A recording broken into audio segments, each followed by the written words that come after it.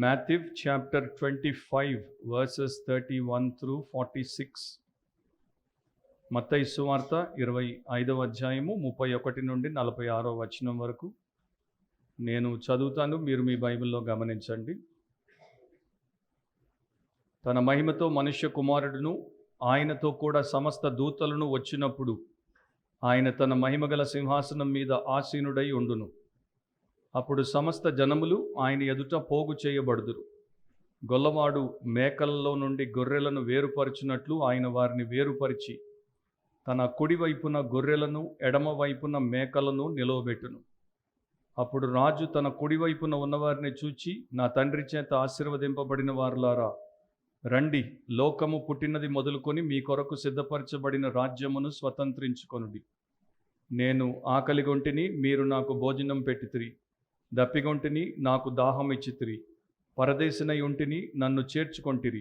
దిగంబరినై ఉంటిని, నాకు బట్టలిచ్చితిరి. రోగినై ఉంటిని, నన్ను చూడవచ్చితిరి. చెరసాలలో ఉంటిని, నా యొద్దకు వచ్చితిరని చెప్పును. అందుకు నీతిమంతులు, ప్రభువా, ఎప్పుడు నీవు ఆకలిగొని ఉండుట చూచి నీకు ఆహారం ఇచ్చితిమి? నీవు దప్పుకొని ఉండుట చూచి ఎప్పుడు దాహం ఇచ్చితిమి? ఎప్పుడు పరదేశివై ఉండుట చూచి నిన్ను చేర్చుకొంటిమి? దిగంబరివై ఉండుట చూచి బట్టలిచ్చితిమి?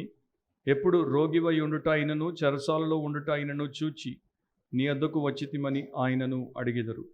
అందుకు రాజు, మిక్కిలి అల్పులైన ఈ నా సహోదరులలో ఒకనికి మీరు చేసితిరి కనుక నాకు చేసితిరని నిశ్చయముగా మీతో చెప్పుచున్నానని వారితో అనును. అప్పుడు ఆయన ఎడమ వైపున ఉండువారిని చూచి, శపింపబడిన వారులారా, నన్ను విడిచి అపవాదికిని వాని దూతలకును సిద్ధపరచబడిన నిత్యాగ్నిలోనికి పోవుడి. నేను ఆకలిగొంటిని, మీరు నాకు భోజనం పెట్టలేదు. దప్పిగొంటిని, మీరు నాకు దాహం ఇయ్యలేదు. పరదేశినయుంటిని, మీరు నన్ను చేర్చుకొనలేదు. దిగంబరినయుంటిని, మీరు నాకు బట్టలియ్యలేదు. రోగినై చెరసాలలో ఉంటిని, మీరు నన్ను చూడ రాలేదని చెప్పును. అందుకు వారు, ప్రభువా, మేమెప్పుడు నీవు ఆకలిగొని ఉండుట అయినను, దప్పిగొని ఉండుట అయినను, పరదేశివై ఉండుట అయినను, దిగంబరివై ఉండుట అయినను, రోగివై ఉండుట అయినను, చెరసాలలో ఉండటమైనను చూచి నీకు ఉపకారము చేయకపోతిమని ఆయనను అడిగెదరు. అందుకు ఆయన, మిక్కిలి అల్పులైన వీరిలో ఒకనికైనను మీరు ఇలాగూ చేయలేదు గనుక నాకు చేయలేదని మీతో నిశ్చయముగా చెప్పుచున్నానని వారితో అనును. వీరు నిత్య శిక్షకును, నీతిమంతులు నిత్య జీవమునకును పోవుదురు. ప్రార్థనలో ఏకీభవించండి.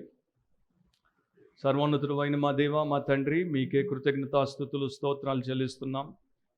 మీరు సృష్టికర్త అయిన దేవుడై ఉండి మీ సంకల్పము చొప్పున మానవుడిని నీ పోలికలో నీ స్వరూపమందు సృజించి వాడు పాపములో పతనమైపోతున్నప్పుడు ప్రేమించి నీ ప్రియ కుమారుడైన యేసుక్రీస్తును పంపి వాడిని వెతికి రక్షించి నీ బిడ్డగా మార్చుకుని పరిశుద్ధపరిచి నీకు ఇచ్చినటువంటి ఆ యొక్క గొప్ప ధన్యతలో వాడి నుంచి దీవించుటకు ఇష్టపడినందుకు నీ కృతజ్ఞతలు. ఈ దినపు వాక్య పరిచర్య కూడి వచ్చిన సంఘానికి, వినుచున్న ప్రతి ఒక్కరికి రక్షణకరముగా, రూపాంతరకరముగా చేయమని, ఆటంకములన్నింటినీ దూరపరచండి. మీ ఆత్మ ద్వారా యేసును మాత్రమే హెచ్చించి అందరినీ ఆయన వైపు ఆకర్షించమని యేసు నామమును అడిగి ప్రార్థిస్తున్నాం తండ్రి, ఆమెన్. కూర్చోండి.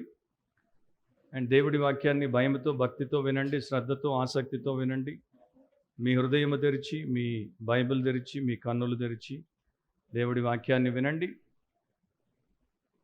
మనము 3 వారాలుగా, ఇది 3వ వారము, ఒక సిరీస్ని చేస్తున్నాము. Real versus fake, real versus fake, అసలు వర్సెస్ నకిలీ, అసలు వర్సెస్ నకిలీ అనేటువంటి సిరీస్.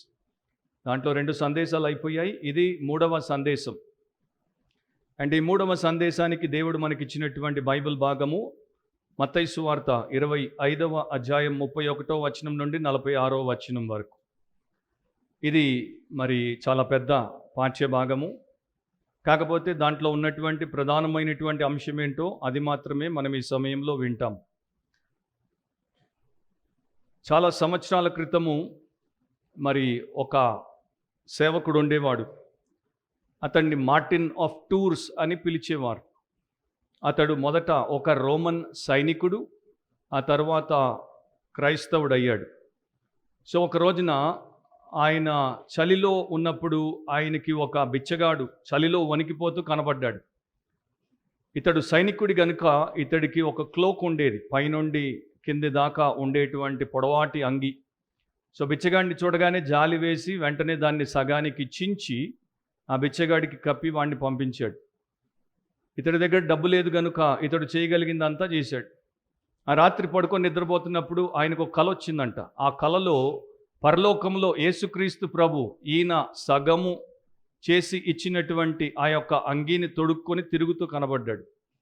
అప్పుడు ఒక దేవదూత యేసు ప్రభు దగ్గరికి వచ్చి ఆయన అడిగాడంట, ప్రభువా, నీవేంటి ఈ పాతబడిపోయినటువంటి చినిగిపోయినటువంటి సగం మాత్రమే ఉన్నటువంటి అంగీని వేసుకొని తిరుగుతున్నావు, ఇంతకీ ఇది నీకు ఎవరిచ్చారు అంటే, అప్పుడు యేసు ప్రభు చెప్పాడంట, నా సేవకుడైనటువంటి మార్టిన్ నాకు దీన్ని ఇచ్చాడు అని. సో ఇది ఒక కామెంటేటర్ తన కామెంటరీలో రాశాడు. ఇది నిజంగా జరిగింది అని చెప్పబడట్లేదు, కానీ దాంట్లో ఉన్నటువంటి ఒక సత్యాన్ని మనకు తెలియజేయడానికి ఆ ప్రకారం వారు దాన్ని మనకిచ్చారు. ఆ అంశమునే మనం ఈ రోజున ఈ చదవబడినటువంటి వాక్య భాగంలో నేర్చుకోబోతున్నాం.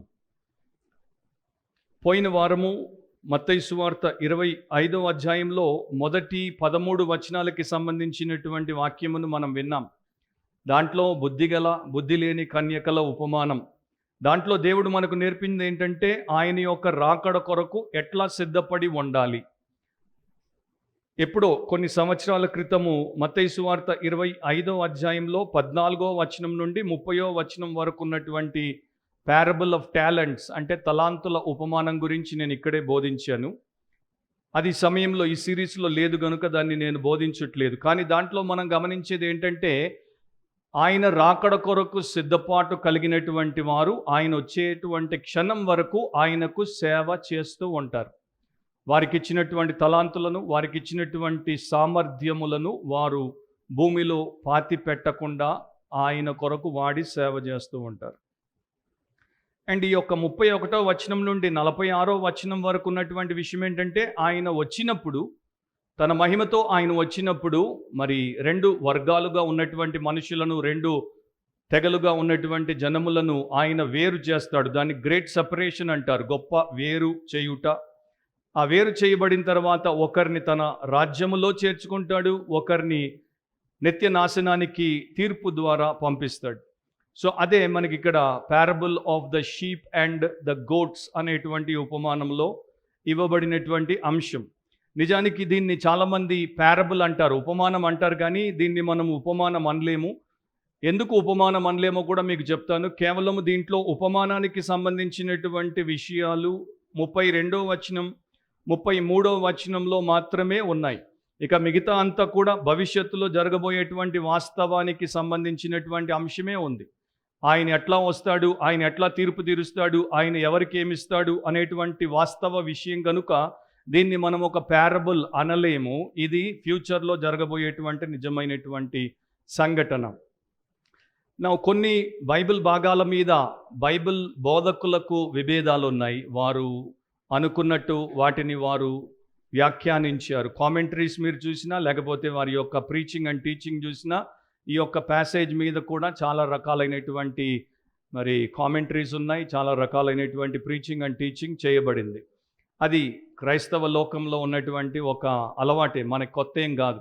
కాకపోతే మనం ఇక్కడ చూడాల్సినటువంటి ప్రాముఖ్యమైన విషయము 24వ అధ్యాయము 25వ అధ్యాయంలో నేను గతంలో చెప్పాను, ఇది ఒలీవల కొండ మీద ప్రభు ఇచ్చినటువంటి ప్రసంగం, ఆలివెట్ డిస్కోర్స్ అంటారు దీన్ని. అండ్ దీని మీద ముఖ్యంగా ఆయన చివరి దినాల గురించి, 2వ రాకడ గురించి, 2వ రాకడలో ఉండేటువంటి పరిస్థితుల గురించి, అండ్ ప్రధానంగా తన ప్రజలైనటువంటి ఇశ్రాయేలీల గురించి, వారు తీసుకోవాల్సినటువంటి జాగ్రత్తల గురించి నేర్పించాడని కూడా మనము చూసాం. సో ప్రైమరీ ఇంటర్ప్రిటేషన్ లేకపోతే ప్రైమరీ అప్లికేషన్ ఈ భాగాలన్నీ కూడా ఎవరికంటే ఇశ్రాయేలీయులకి, యూదులకి. కాకపోతే దీంట్లో సెకండరీ అప్లికేషన్ ఆయన యందు విశ్వాసం ఉంచిన వారికి, విశ్వాసం ఉంచని వారికి, వారెవరైనా పర్వాలేదు, క్రైస్తవులైనా అన్యులైనా ఎవరైనా సరే వారందరికీ కూడా వర్తిస్తాయి. సో ఈ తీర్పు ఎప్పుడు జరగబోతోంది అనేది మీరు చూస్తే, మహాశ్రమల కాలము తరువాత యేసుక్రీస్తు ప్రభు ఈ లోకానికి వచ్చినప్పుడు 1000 ఏండ్ల పాలన ప్రారంభించక మునుపు ఆయన చేయబోయేటువంటి తీర్పు ఇది. The judgment of the nations అంటారు. జనములకు తీర్పు తీర్చుట, దేశములకు తీర్పు తీర్చుట. దేశములకు తీర్పు తీర్చుట అంటే దేశమంతటిని ఒక చోట నిలబెట్టి దేశమంతటికి ఒకేసారి తీర్పు ప్రకటించుట కాదు, దేశంలో ఉన్నటువంటి ప్రతి వ్యక్తిని ఆయన తీర్పులోనికి తీసుకుని వారికి తీర్పు ప్రకటించుట.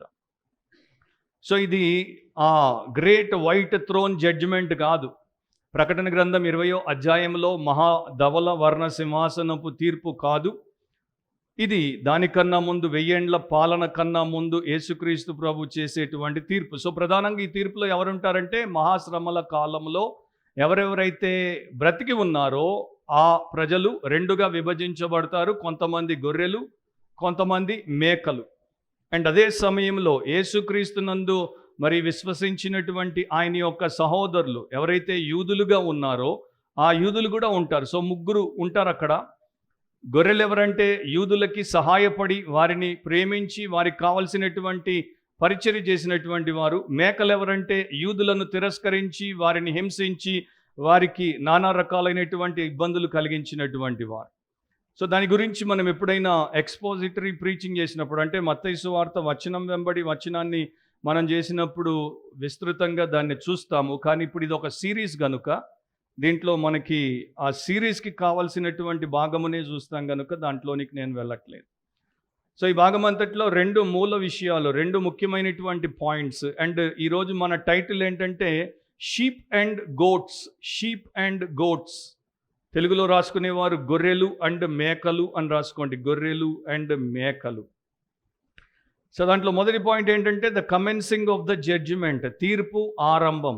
The commencing of the judgment, తీర్పు ఆరంభం. 31వ వచనం నుండి 40వ వచనం వరకు మనం బ్రీఫ్గా చూసుకుంటూ పోదాం. ఎక్కడ మనకి ఎక్కువ అవసరమో అక్కడ నేను ఎక్కువ సమయం తీసుకుంటాను, ఎక్కడ అంత అవసరం లేదో అక్కడ నేను జస్ట్ దాని గురించి చెప్పి ముందుకెళ్ళిపోతాను. మీరు 31వ వచనాన్ని గమనించినట్లయితే, తన మహిమతో మనుష్య కుమారుడును ఆయనతో కూడా సమస్త దూతలను వచ్చినప్పుడు ఆయన తన మహిమగల సింహాసనం మీద ఆసీనుడై ఉండును. సో యేసుప్రభు చెప్తున్నటువంటి మాటలు, మనుష్య కుమారుడు అంటే ఆయనే, సన్ ఆఫ్ మ్యాన్ అంటే ఆయనే. సో ఆయన దేవుని కుమారుడు, నరావతారిగా ఈ లోకానికి వచ్చాడు కనుక ఆయన మనుష్య కుమారుడు. ఆయనలో దైవత్వం ఉంది, ఆయనలో మానవత్వం ఉంది. అండ్ ఆయన ఈ లోకానికి వచ్చి చేయాల్సినటువంటి శిలువ కార్యమును చేసిన తర్వాత ఆరోహణమైపోయాడు. ఆయన 2వ రాకడలో మరలా తిరిగి రాబోతున్నాడు. అండ్ ఈ 2వ రాకడలో ఆయన తిరిగి వచ్చినప్పుడు మొదటిసారి మామూలు మానవుడిగా వచ్చాడు, కానీ 2వసారి ఆయన మహిమాస్వరూపుడిగా, మహిమకు రాజుగా తన యొక్క మహిమతో తిరిగి రాబోతున్నాడు. దీని గురించి ముందుగానే ప్రవచింపబడింది. దానియేలు గ్రంథం 7వ అధ్యాయము 13, 14 వచనాల్లో, డానియల్ 7, 13 and 14లో మనము డానియల్ బైబిల్ స్టడీ చేసినప్పుడు దాని గురించి నేను మీకు వివరంగా బోధించాను. కాకపోతే ఇప్పుడు దాన్ని జ్ఞాపకం చేస్తాను. రాత్రి కలిగిన దర్శనములను నేను ఇంకా చూచుచుండగా ఆకాశ మేఘారూఢుడై మనుష్య కుమారుని పోలిన ఒకడు వచ్చి ఆ మహావృద్ధుడగు వాని సన్నిధిని ప్రవేశించి ఆయన సముఖమునకు తీయబడెను. సకల జనులను, రాష్ట్రములను, ఆయా భాషలు మాట్లాడువారును ఆయనను సేవించున్నట్లు ప్రభుత్వమును, మహిమయు, ఆధిపత్యమును ఆయనకియ్యబడెను. ఆయన ప్రభుత్వము శాశ్వతమైనది, అదెన్నటికిని తొలగిపోదు. ఆయన రాజ్యము ఎప్పుడునూ లయము కాదు. సో దానియేలు ద్వారా దేవుడు ప్రవచింపజేసినటువంటి సత్యమునే ఇక్కడ మనము యేసు ప్రభు యొక్క 2వ రాకడలో చూడబోతున్నాం. సో దాని గురించే మనుష్య కుమారుడైనటువంటి యేసుక్రీస్తు ప్రభు ఇక్కడ సూచనగా తన యొక్క శిష్యులకి ఆయన కొండ మీద చెప్పాడు. సో ఆయన తన మహిమతో వస్తాడు, దాంతోపాటు ఆయనతో కూడా సమస్త దూతలు కూడా వస్తారు. ఆ దూతలందరూ కూడా వచ్చినప్పుడు, సమస్త దూతలు అంటే ఆల్ ఏంజిల్స్ అంటున్నాడు. ఎంతమంది ఉన్నారో మనకి లెక్క బైబిల్ చెప్పదు, కానీ ఉన్న దూతలందరూ కూడా ఆయనతో పాటు వచ్చినప్పుడు ఆయన తన మహిమగల సింహాసనం మీద ఆసీనుడు అవుతాడు. ఈ మహిమగల సింహాసనం ఎక్కడ ఉంటుంది, పరలోకంలో ఉంటుందా, భూమి మీద ఉంటుందా అన్న దాని మీద కూడా బైబిల్ స్కాలర్స్ విభేదిస్తారు. కానీ మనకి పాత నిబంధనలో ఉన్నటువంటి ప్రవచనాల ప్రకారం ఇది భూమి మీదే ఉంటుంది.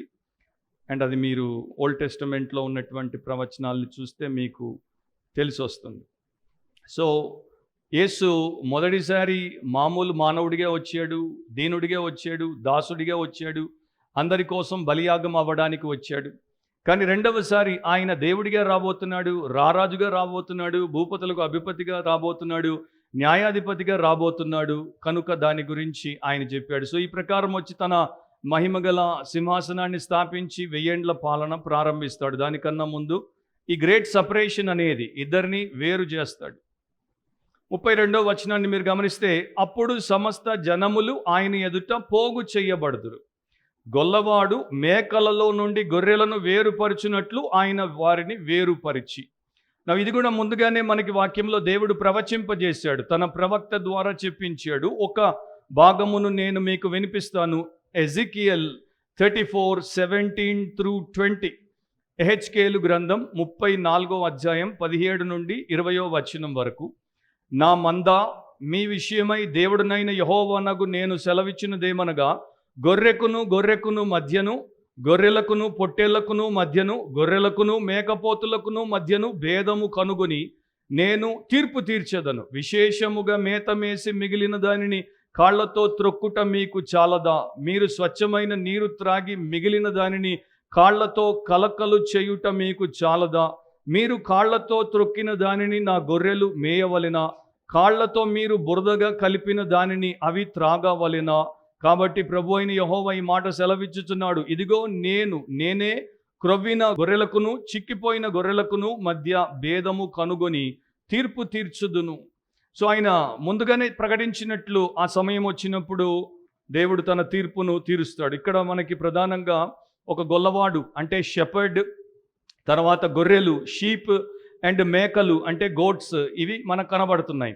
మీరు లేవియ కాండం ప్రకారము గొర్రెలు అండ్ మేకలు రెండు కూడా క్లీన్ యానిమల్సే, అంటే రెండు కూడా పవిత్రమైనటువంటి జీవులుగానే మనకి ప్రకటించబడుతున్నాయి, చూపించబడుతున్నాయి. కానీ గొర్రెలు మేకలు ఒకే రకమైనటువంటి స్వభావము కలిగినటువంటివి కావు. వాటికి ఉన్న నేచర్ ఒకటి కాదు. గొర్రెలేమో డిపెండెంట్ అండ్ మేకలేమో ఇండిపెండెంట్. అంటే ఇవి ఇతరుల మీద ఆధారపడతాయి. గొర్రెలు కాపరి మీద ఆధారపడతాయి, మేకలు కాపరి మీద ఆధారపడడానికి ఇష్టపడవు. అవి స్వతంత్రంగా ఉండడానికి ఇష్టపడతాయి. ఇస్రాయెల్ దేశంలో లేకపోతే పాలస్తీనా దేశంలో ఉన్నటువంటి కాపర్లకు ఒక అలవాటు ఉంది. వాటిని మందగా కూర్చున్నప్పుడు గొర్రెలను మేకలను కలిపే ఉంచుతారు. వాటిని బయటికి తీసుకెళ్తారు, వాటికి మేత పెడతారు, వాటిని జాగ్రత్తగా పరిరక్షిస్తారు. కానీ రాత్రి దొడ్డిలోనికి తీసుకుని వచ్చినప్పుడు మాత్రం వారు వాటిని వేరు చేస్తారు. ఎందుకంటే మేకలకు వెచ్చదనం అవసరము కనుక మేకలను రాత్రిపూట లోపలుంచుతారు. గొర్రెలకి వెచ్చదనం అవసరం లేదు. ఎందుకు అవసరం లేదంటే మేకలకి పైన ఉన్ని ఉండదు, గొర్రెలకు ఉన్ని ఎక్కువ ఉంటుంది కనుక గొర్రెలు మామూలుగానే బయట ప్రాంతంలో ఉండడానికి ఇష్టపడతాయి కనుక వాటిని బయట ఉంచుతారు. సో ప్రతి రాత్రి ఆ యొక్క గొర్రెలను మేకలను పాలస్తీనాలో ఉన్నటువంటి కాపర్లు వేరు చేస్తారు. దాంతోపాటు వారికి ఉన్నటువంటి ఇంకొక అభిప్రాయం ఏంటంటే, గొర్రెలు మంచిని అండ్ మేకలు చెడును సూచిస్తున్నాయి కనుక ఇది ఒక రోజున ఎట్లాగూ వేరైపోవాలి అని కూడా వారు వేరు చేస్తారు. కాకపోతే ఈ మేకల్లో మగ మేకలు ఇవి మరి గొర్రెలను విసిగిస్తూ ఉంటాయి. దాని కారణం చేత కూడా వాటిని వేరు చేస్తారు. ఇంకా రకరకాలుగా వారి మధ్యలో వీటికి సంబంధించినటువంటి భేదములను గురించి వారు మాట్లాడతారు. వాటిలోనికి మనం ఇప్పుడు వెళ్ళాల్సిన అవసరం లేదు. కాకపోతే మీరు దూరం నుండి మందను చూశారనుకోండి, గొర్రెల్ని మేకల్ని కలిపి ఉంచితే దూరం నుండి చూస్తే అంతా ఒకే రకంగా కనపడుతుంది. ఏది గొర్రె ఏది మేకో మనకి కనపడదు, ఏది అసలో ఏది నకిలీయో మనకు కనపడదు. సో వాటిని వేరు చేసినప్పుడు స్పష్టంగా ఇవి గొర్రెలు ఇవి మేకలు అని అందరికీ తెలిసిపోతుంది. అదే ప్రకారం ప్రపంచంలో ఇప్పుడు అప్పుడు రెండు సమయాల్లో కూడా మనుషులందరూ మరి ఒకే రకంగా పైనుండి కనిపించవచ్చు. ఉపరితలంలో అంటే పైనుండి చూస్తే మాత్రం అందరూ ఒకే రకంగా కనిపించవచ్చు. ఒక చర్చిని మీరు చూశారనుకోండి, ఆ చర్చిలో ఉన్నటువంటి కాంగ్రిగేషన్ అంతా కూడా మనకి భక్తి పరుల్లాగానే కనిపించవచ్చు. అందరూ కూడా ప్రార్థన పరుల్లాగానే కనిపించవచ్చు. అందరూ కూడా దేవుణ్ణి ప్రేమించేటువంటి వారిగానే కనబడవచ్చు. అందరూ దేవుణ్ణి సేవించేటువంటి వారిగానే కనబడవచ్చు. కానీ దేవుడు అంటున్నాడు దాంట్లో రెండు వర్గాలు ఉంటాయి. దాంట్లో కొంతమంది నిజంగానే దేవుణ్ణి అట్లా చేస్తున్నారు, కొంతమంది అట్లా చేయకుండానే అట్లా చేస్తున్నట్టు నటిస్తున్నారు. సో ఇది అంత మంచి విషయం కాదు. ఎందుకంటే తర్వాత వారిని వేరు చేస్తాడు, వారిని తీర్పు తీరుస్తాడు. జనములు అని తెలుగు బైబిల్లో మనము చదివాము. ఇంగ్లీష్లో నేషన్స్ అనేటువంటి పదం ఉంటుంది. గ్రీకులో ఆయన వాడినటువంటి పదము ఎథ్నోస్ లేకపోతే ఎత్నే. దాని నుండే మనకి ఆంగ్లంలో ఒక పదం వచ్చింది ఎథ్నిక్ అని. ఎథ్నిక్ అంటే జాతి. లేకపోతే ఆ యొక్క గుంపు, లేకపోతే ఆ వర్గము. సో దేశములు అంటే ఆయా దేశములు, లేకపోతే అన్య జనాంగము, జెంటైల్స్ అని కూడా దాని అర్థం. సో ఈ యొక్క దేశాల గురించి ఆయన మాట్లాడినప్పుడు ఏమంటున్నాడు? గొర్రెలు తన ప్రజలైనటువంటి యూదులకు మహాశ్రమల కాలములో ఎవరైతే రక్షించబడి ఉంటారో వారికి సహాయపడినటువంటి జనాలు, మేకలు ఆ యూదులకి సహాయపడకుండా ఉన్నటువంటి దుష్టులు అని ప్రభు చెప్తున్నాడు. అది కూడా మనం చూసుకుంటూ పోతే మనకు అర్థమవుతుంది. 33వ వచనంలో తన కుడి వైపున గొర్రెలను, ఎడమ వైపున మేకలను నిలవబెట్టును. సో ఇప్పుడు సెపరేషన్ని చేశాడు. సో కుడి వైపున అంటే రైట్ సైడ్ ఆయన గొర్రెల్ని అండ్ లెఫ్ట్ సైడ్ ఆయన మేకల్ని నిలబెడతాడు. అది జరగబోయేటువంటి విషయము. యూదులకి ఇది చాలా గంభీరమైనటువంటి విషయం. ఎందుకంటే యూదులు ఎప్పుడు కూడా కుడి వైపుకి చాలా ప్రాముఖ్యతనిస్తారు. కుడి వైపు అంటే ఘనమైనది, కుడివైపు అంటే దీవెనకరమైనది, కుడివైపు అంటే అనుగ్రహాన్ని పొందుకునేటువంటిది. ఎడమవైపు అంటే శపించబడినది, ఎడమవైపు అంటే తక్కువది, ఎడమవైపు అంటే ఆగ్రహానికి గురవుట అనేటువంటిది వారికి ఉన్నటువంటి ఒక అభిప్రాయం. శాన్హెడ్రిన్లో వారికి ఒక అలవాటు కూడా ఉండేది. శాన్హెడ్రిన్లో ఎవరైనా తప్పు చేసి దొరికితే వారి మీద పెద్దలు తీర్పు తీర్చినప్పుడు వారు నిరపరాధులైతే వారిని ఎడమవైపు నిలబెట్టేవారు. వారు ఒకవేళ అపరాధులని తేలితే వారిని కుడి వైపు నిలబెట్టేవారు. So blessed, cursed, righteous, unrighteous, godly, ungodly అనేటువంటి డివిజన్, సెపరేషన్ ఆ రోజుల్లో వారికి బాగా తెలుసు. సో యేసుప్రభు ఈ మాటలు చెప్పగానే యూదులుగా ఉన్నటువంటి వారు, ఆయన శిష్యులుగా ఉన్నటువంటి వారు వెంటనే దాన్ని ఇట్టే పసిగట్టేశారు. సో ఈ యొక్క గొర్రెలు మన భాషలో చెప్పుకోవాలి, క్రైస్తవ భాషలో చెప్పుకోవాలంటే రక్షించబడినటువంటి నీతిమంతులు, దేవుని ప్రజలు. మేకలు రక్షించబడకుండా, దేవుని ప్రజలు అవ్వకుండానే అట్లా కనబడుతున్నటువంటి వారు. అండ్ వీరిని ఆయన ఒక రోజున తప్పకుండా వేరు చేస్తాడు అని చెప్తున్నాడు. చర్చిలో, లేకపోతే సున్నగాగులో, లేకపోతే ఇశ్రాయేలు దేశంలో ఈ రెండు గుంపులు కలిసి ఉండొచ్చు. కానీ రేపు ఆయన వచ్చినప్పుడు ఆయన యొక్క మహిమ సింహాసనం ఎదుట ఆయన ఎవరెవరో ఎరిగినటువంటి వాడు కనుక ఆయన వారిని వేరు చేసేస్తాడు. అండ్ ఆయన అట్లా వేరు చేసినప్పుడు ఆ యొక్క వేరుపాట్లో ఎవరెవరు వెళ్ళిపోతారో అది చివరిలో నేను చెప్తాను. అది చాలా భయంకరమైనటువంటి పరిస్థితి. భార్యాభర్తలు వేరైపోవచ్చు, తల్లిదండ్రులు పిల్లలు వేరైపోవచ్చు, తోబుట్టువులు వేరైపోవచ్చు, సంఘ కాపరి సంఘస్థులు వేరైపోవచ్చు. సో ఆ ప్రకారము చాలా విచారకరమైనటువంటి అండ్ చాలా భయంకరమైనటువంటి సన్నివేశం త్వరలోనే జరగబోతోంది. ఇక 34వ వచనాన్ని మీరు గమనించండి. అప్పుడు రాజు తన కుడి వైపున ఉన్నవారిని చూచి, నా తండ్రి చేత ఆశీర్వదింపబడిన వారులారా రండి, లోకము పుట్టినది మొదలుకొని మీ కొరకు సిద్ధపరచబడిన రాజ్యమును స్వతంత్రించుకొనుడి అని ఆయన గొర్రెలను ఉద్దేశించి మాట్లాడుతున్నాడు. మరొకసారి మనుష్య కుమారుడు రాజు అనేది ఈ మత్తయి సువార్తలో మనకి చాలాసార్లు చెప్పబడుతుంది. ఎందుకంటే మత్తయి సువార్త ముఖ్యంగా యూదులకి రాయబడింది. అందుకనే మనం 2వ అధ్యాయంలోనే గమనిస్తాం ఆయన యూదులకు రాజు అని. తూర్పు దేశపు జ్ఞానులు వచ్చినప్పుడు యూదుల రాజుగా పుట్టినవాడు ఎక్కడ? సో ఆయన రాజు అనేది మత్తయి 5, 6, 7లో ఆయన రాజ్యం గురించి, ఆయన రాజ్యపు పౌరుల గురించి, మరి దేవుడి రాజ్యము, దేవుడి రాజ్య సంబంధులు ఏ ప్రకారం ఉంటారో మనకి నేర్పించబడుతూ వస్తుంది. సో దీంట్లో యేసుక్రీస్తు ప్రభు ప్రధానంగా రాజుగా మనకి చూపించబడతాడు. ఎన్నో వచనాలు ఉన్నాయి. ఒక వచనాన్ని నేను మీకు చదివి వినిపిస్తాను. మత్తయి సువార్త 19వ అధ్యాయము 28వ వచనం. యేసు వారితో ఇట్లా నేను, ప్రపంచ పునర్జన్మమందు మనుష్య కుమారుడు తన మహిమగల సింహాసనం మీద ఆసీనుడై ఉండునప్పుడు నన్ను వెంబడించిన మీరును 12 సింహాసనముల మీద ఆసీనులై ఇశ్రాయేలు 12 గోత్రముల వారికి తీర్పు తీర్చుదు. సో అగైన్ అండ్ అగైన్ మనకి దేవుడి వాక్యంలో చూపించబడుతున్నటువంటి సత్యం ఏంటి? తిరుగులేని సత్యం ఏంటంటే ఆయన రారాజుగా రాబోతున్నాడు. అండ్ ఆయన ఎవరిని చేర్చుకోవాలో ఎవరిని చేర్చుకోకూడదో బాగుగా ఎరిగినటువంటి వాడు. సో ఎవరిని చేర్చుకుంటాడు? కొండ మీద ప్రసంగంలో చెప్పాడు. మత్తయి సువార్త 5వ అధ్యాయం 5వ వచనంలో, సాత్వికులు ధన్యులు, వారు భూలోకమును స్వతంత్రించుకొందురు. సో సాత్వికత ఎవరికి ఉంటుంది? గొర్రెకు ఉంటుంది, మేకకు ఉండదు.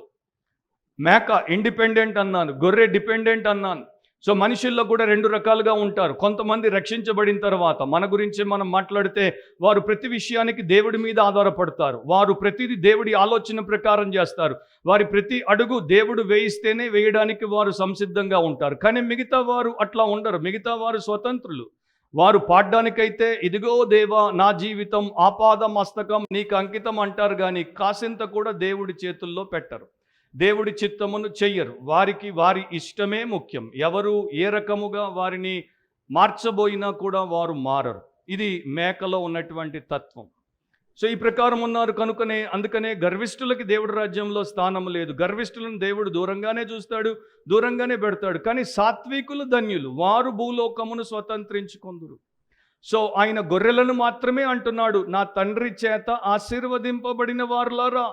దేవుడు కొందరిని ఆశీర్వదిస్తాడు, దేవుడు కొందరిని శపిస్తాడు, దేవుడు కొందరిని రమ్మంటాడు, దేవుడు కొందరిని పొమ్మంటాడు. సో ఇది దేవుడిలో ఉన్నటువంటి ఒక గొప్ప విశేషం. ఇక్కడ మనకి మరలా ఆయనలో అన్యాయము లేదు అని తెలుసు, అండ్ ఆయన సమస్తమును తీర్పులో న్యాయముగా తీరుస్తున్నాడు. సో వీరు తండ్రి చేత ప్రేమించబడినటువంటి వారు, లేకపోతే ఆశీర్వదించబడినటువంటి వారు, అంగీకరించబడినటువంటి వారు. సో వీరిని ఏమంటున్నాడు, రండి లోకము పుట్టినది మొదలుకొని మీ కొరకు సిద్ధపరచబడిన రాజ్యమును స్వతంత్రించుకొనుడి. Inherit the Kingdom.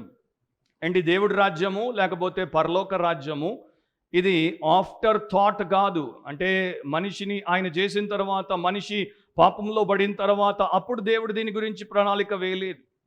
ఇది ముందుగానే లోకము పుట్టినది మొదలుకొని, సో లోకానికి ఆయన పునాదులు వేయక మునుపే ఆయన చూశాడు మానవుడి పరిస్థితి ఎట్లా ఉండబోతోందో.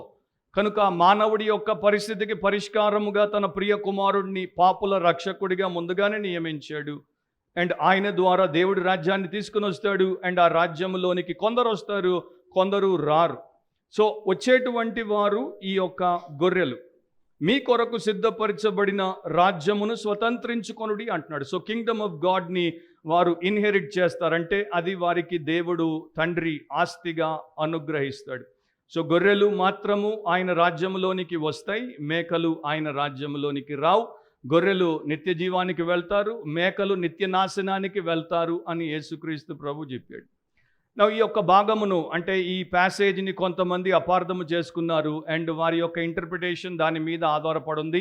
సో వారు ఏమన్నారంటే మనము సమాజ సేవ చేయాలి, మనము పేదలకు అండ్ అనగారినటువంటి వర్గాలకి మేలు చేయాలి. కనుకనే ప్రపంచంలో చాలామంది సామాజిక సేవకు పెద్దపీట వేసి సోషల్ జస్టిస్ అన్నదానికి వారు ప్రాముఖ్యతనిచ్చి అటు వెళ్ళిపోయారు. అట్లా పోయినటువంటి వారందరూ యేసు ప్రభుకు అంత ప్రాముఖ్యతనివ్వరు, క్రీస్తు యేసు యొక్క సువార్తకు అంత ప్రాముఖ్యతనివ్వరు.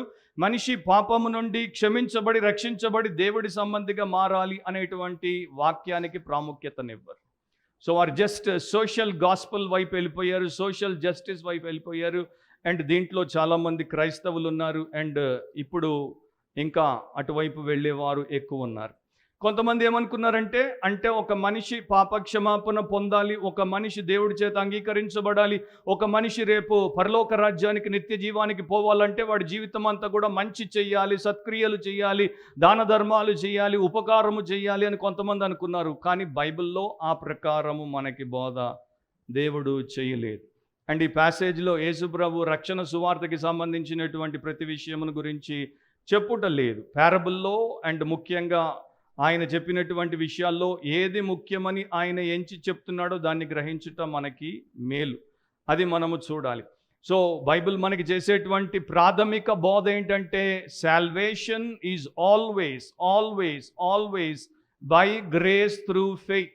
రక్షణ ఎల్లప్పుడూ కూడా కృప ద్వారా విశ్వాసము చేత, లేకపోతే తెలుగు బైబిల్లో ఎఫెసీ పత్రిక 2వ అధ్యాయము 8వ వచనంలో ఉంటుంది, మీరు విశ్వాసము ద్వారా కృప చేతనే రక్షింపబడి ఉన్నారు. సో మీరు విశ్వాసము ద్వారా కృప చేతనే రక్షింపబడి ఉన్నారు. అది ఎప్పటికీ మారదు. ఇది మీ వలన కలిగినది కాదు. సో దేవుడు అంటున్నాడు, ఏ మనిషి కూడా తన రక్షణ కొరకు కార్యము చేయడు. వాడు చేసిన కార్యమును బట్టి వాడికి రక్షణ లభించదు. దేవుని వరమే. సో ఒక పాప క్షమాపణ, ఒక ఆత్మ రక్షణ, పరలోక రాజ్య ప్రాప్తి అది దేవుడి వరము, ఉచితముగా ఇవ్వబడినటువంటి డివైన్ గిఫ్ట్. అది క్రియల వలన కలిగినది కాదు. సో నేను చర్చ్ కట్టించాను కనుక దేవుడు నాకు పరలోకాన్ని ఇస్తాడు, నేను 10 కోట్ల కానుకేశాను కనుక దేవుడు నన్ను తన కుడి వైపున కూర్చోబెట్టుకుంటాడు. Non sense. అదేది కూడా దేవుడు ఎక్కడా చెప్పలేదు. నువ్వు 1 ట్రిలియన్ ఇచ్చినా దేవుడు నిన్ను నరకానికి పంపాల్సి వస్తే నరకానికి పంపిస్తాడు. సో దేవుడి చిత్తం ఏంటో మనం తెలుసుకోవాలి. అండ్ ఆయన చెప్తున్నాడు, కనుక ఎవడునూ అతిశయపడ వీలు లేదు. క్రియల వలన కలిగినది కాదు గనుక ఎవడు కూడా అతిశయపడ వీలు లేదు. మరియు నా ఇప్పుడు చెప్తాడు, రక్షించబడిన తర్వాత వారు కృపచేత రక్షించబడ్డారు కనుక, రక్షించబడిన తర్వాత ఎఫెసీ 2:10లో మరియు వేటి యందు అది కూడా మనకి ఇప్పుడు చెప్తాడు, మనము నడుచుకొనవలనని దేవుడు ముందుగా సిద్ధపరిచిన సత్క్రియలు చేయుటకై మనము క్రీస్తు యేసునందు సృష్టింపబడిన వారమై ఆయన చేసిన పని అయి ఉన్నాం. సో మనం రక్షించబడినప్పుడు క్రీస్తు యేసునందు నూతన సృష్టిగా మార్చబడ్డాం. నూతన సృష్టిగా ఎందుకు మార్చబడ్డాం అంటే ఆ యొక్క నవీన స్వభావముతో దేవుడి కొరకు మనము సత్క్రియలను చేయుటకు. సో రక్షించబడిన తర్వాత మనము సత్క్రియలను చేస్తాము. సత్క్రియలు చేసినందుకు రక్షించబడట్లేదు. అది ఎవరు మర్చిపోవద్దు. జెన్యుయిన్ ఫేత్ లీడ్స్ టు జెన్యుయిన్ ఫ్రూట్. అంటే నిజమైన విశ్వాసము నిజమైనటువంటి ఫలాన్ని తీసుకుని వస్తుంది. సో ఈ గొర్రెల్లో ఈ రాజు ఏమి చూశాడు అంటే వారి జీవితంలో వారు ఎట్లాంటి పనులు చేశారు అండ్ ఎట్లాంటి ఫలములను వారు తీసుకుని వచ్చారు అన్నది ఆయన చూశాడు. అదే ఆయన ఇక్కడ మాట్లాడాడు. 6 విషయాల గురించి చెప్పాడు. ఆ లిస్ట్ ఎగ్జాస్టివ్ కాదు, 6 ఉన్నాయి అన్నది కాదు. అండ్ ఇక్కడ ఆత్మ సంబంధమైనవి, స్పిరిచువల్కి సంబంధించినవి ఏవి ఆయన మాట్లాడట్లేదు. నువ్వు ప్రార్థన చేయలేదు, లేకపోతే నువ్వు 3 గంటలు మోకాళ్ళ మీద ఉండి ప్రార్థన చేసావు, నీవు నీ యొక్క 50 ఏళ్ల జీవితంలో 70 బైబిళ్ళు మార్చావు, అంతగా చదివావు, లేకపోతే నీవు 52 ఆదివారాలు సంఘానికి వచ్చావు, నీవు ఎప్పుడు కూడా కానుకేయకుండా తప్పిపోలేదు, నీవు నా పేరట కనబడిన ప్రతి మనిషికి కరపత్రం ఇచ్చావు అనేది ఏమీ చెప్పట్లేదు ఆయన. చెప్పట్లేదు కనుక అవి ఆయన యొక్క ఉద్దేశంలో లేవు. ఆయన సంఘము ఆయన ప్రజలు చేయకూడదని కూడా ఎక్కడ లేదు, వేరే చోట చెప్పాడు. సో ఎప్పుడు కూడా దీన్ని వేరే చోట ఏం చెప్పాడు దాంతో మనం పోల్చి చూసుకుంటే మనకు ఆయన ఏం చెప్తున్నాడు, ఓవరాల్గా ఏమి చేయమంటున్నాడు అనేది అర్థమవుతుంది. ఇక్కడ ఒక ఎగ్జాంపుల్గా ఆయన ఒక 6 విషయాలు మాత్రమే చెప్పాడు. ఇవన్నీ కూడా చాలా ప్రాక్టికల్ విషయాలు, దైనందిన విషయాలు, ప్రతిరోజు జరిగేటువంటి విషయాలు, సామాన్యమైనటువంటి విషయాలు.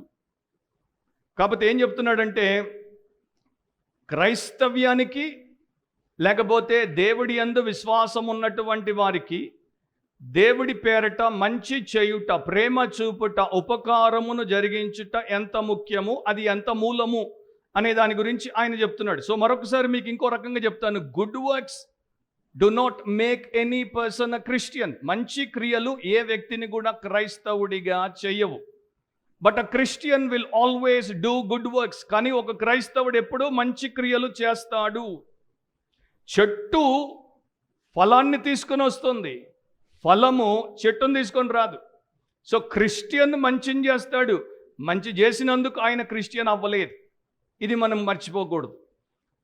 ఇక 35-36లో చూస్తే ప్రభు వారితో మాట్లాడుతున్నాడు, గొర్రెలతో మాట్లాడుతున్నాడు. ఏమంటున్నాడు వినండి. నేను ఆకలిగా ఉంటేని మీరు నాకు భోజనం పెట్టితిరి, దప్పిగొంటిని నాకు దాహం ఇచ్చితిరి, పరదేశినై ఉంటేని నన్ను చేర్చుకొంటిరి, దిగంబరినై ఉంటేని నాకు బట్టలు ఇచ్చితిరి, రోగినై ఉంటేని నన్ను చూడవచ్చితిరి, చెరసాలలో ఉంటేని నా యొద్దకు వచ్చితిరి అని చెప్పును.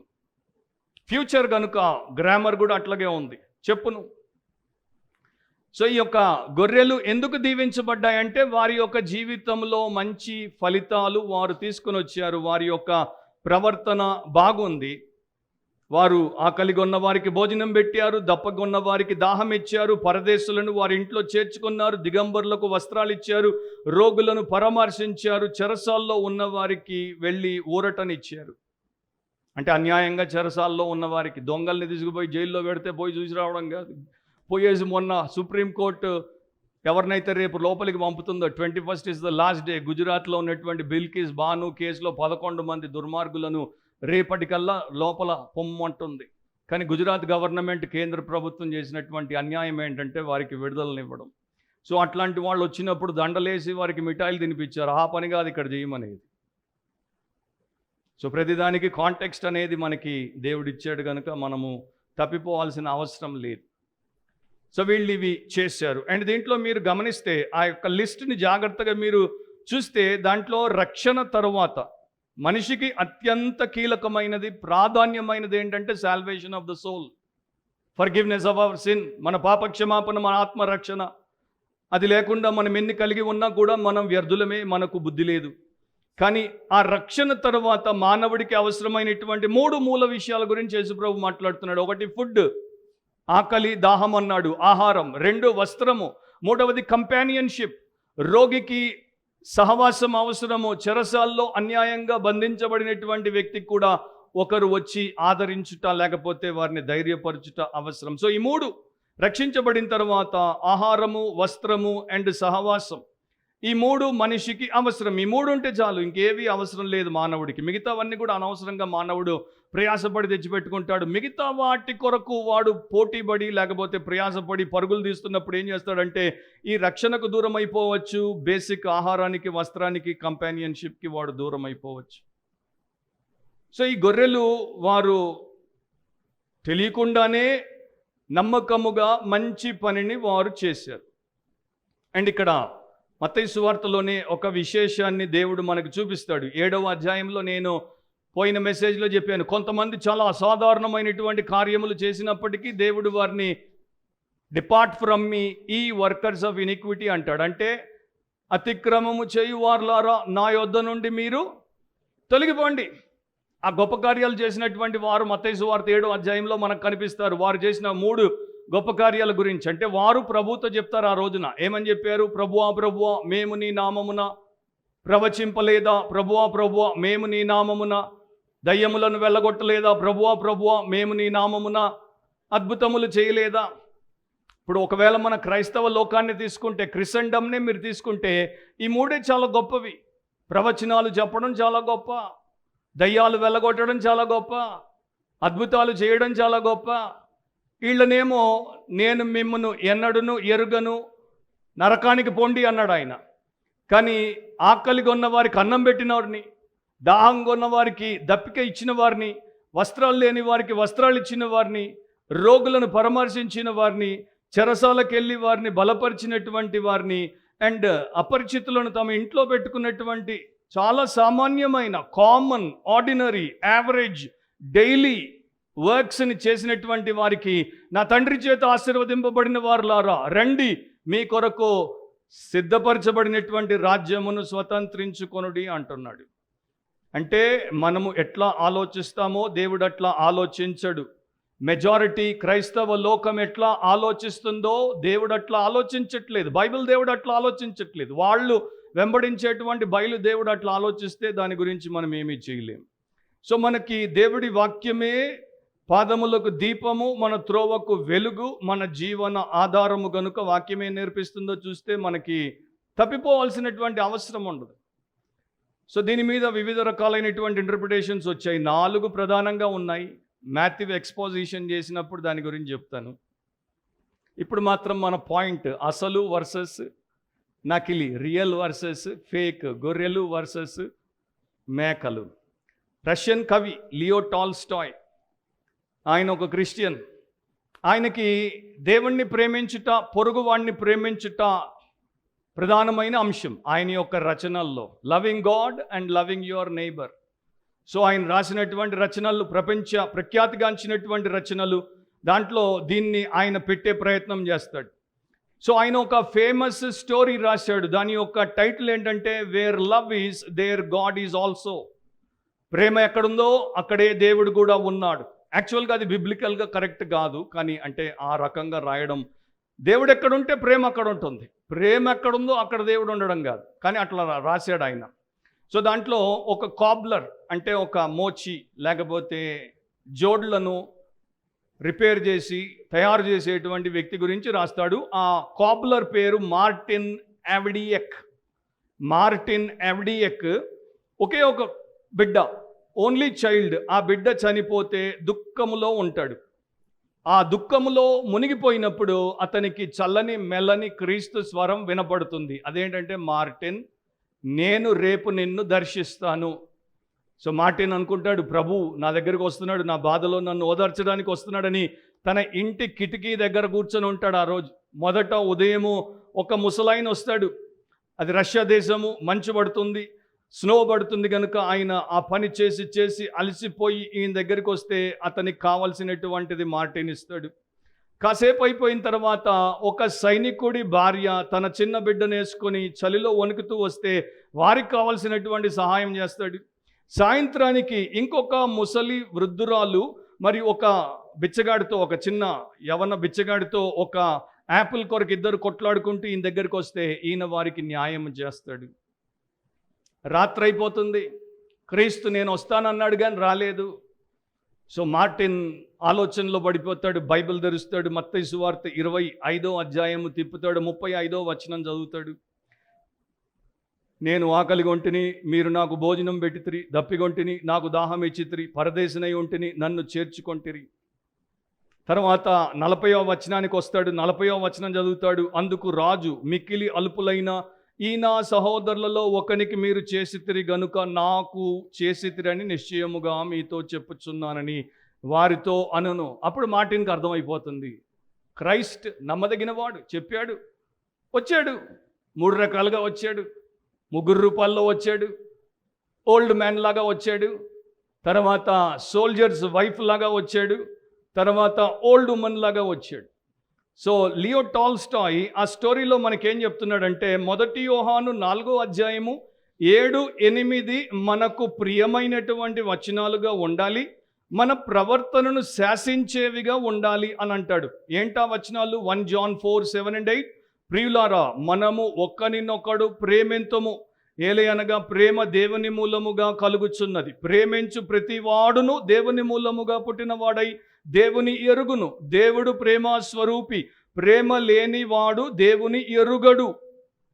సో ప్రతి పదాన్ని మీరు తీసుకోండి, దాన్ని మీరు ధ్యానించండి, ఒక్కొక్క పదాన్ని మీరు మెల్లగా ధ్యానించండి, మీకు సత్యం ఏంటో స్పష్టమైపోతుంది. కాకపోతే లియో టాల్స్టాయ్ దాన్ని బిబ్లికల్గా చెప్పడం కన్నా ఇంకొక కొంచెం వేరుగా చెప్పాడు, సామాజికంగా చెప్పాడు. కానీ ఆయన ఏమంటున్నాడంటే, దేవుణ్ణి ప్రేమిస్తే దేవుడి పోలికలో ఉన్న పొరుగువాణ్ణి ప్రేమిస్తారు.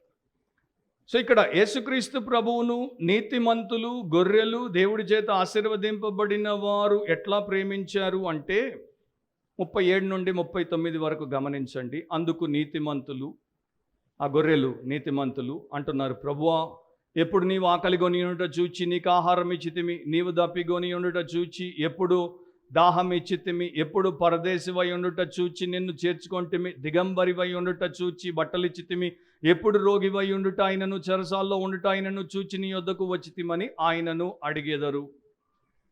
సో ఈ గొర్రెలకు లేకపోతే నీతిమంతులకు వారు ఎప్పుడు యేసు ప్రభు కొరకు ఈ పనులు చేశారో వారికి తెలియనే తెలియదు. సో బేసికల్లీ ఎవరైనా మంచి చేస్తే తెలియకుండానే చేసేస్తారు. మంచి చేయడానికి పథకం వేసుకొని, మంచి చేయడానికి ప్రచారం చేసి, మంచి చేయడానికి ప్రోపగాండా చేయడం, ఇవన్నీ కూడా మంచిది కాదు. కొంతమంది అనాథాశ్రాలయం పెడతారు, ఫోటోలు తీసి నేను ఎంత పెద్ద సేవ చేస్తున్నానో చూడండి అని చూపిస్తారు. కొంతమంది వితంతువుల గృహాన్ని పెడతారు, కొంతమంది వృద్ధాశ్రమయాన్ని పెడతారు, కొంతమంది కుష్ఠరోగుల గృహాన్ని పెడతారు, ప్రచారం విపరీతంగా చేస్తారు. పరిచర్య చాలా తక్కువ ఉంటుంది. ఫోకస్ ప్రచారం మీద కాదు, ప్రోపగాండా మీద కాదు. మన దేశ ప్రధానమంత్రి కూడా ప్రోపగాండా చాలా చేస్తాడు, పని చాలా తక్కువ చేస్తాడు. నన్ను కూడా పంపిస్తారేమో UAPA కింద పోతా, నేను జైల్లో ఉన్నప్పుడు మీరు వచ్చి చూడండి. జైలుకి వెళ్ళాలని ఆశ ఉంది, చెడు చేసి కాదు, మంచి చేసి.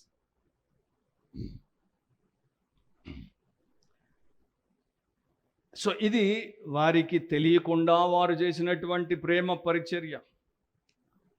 సో దీన్ని బట్టి మనం గ్రహించాల్సింది ఏంటంటే, ప్రభు ఏం చూస్తున్నాడు ఒక మనిషిలో, వారు యూదులైనా, వారు అన్యులైనా, లేకపోతే వారు క్రైస్తవులైనా.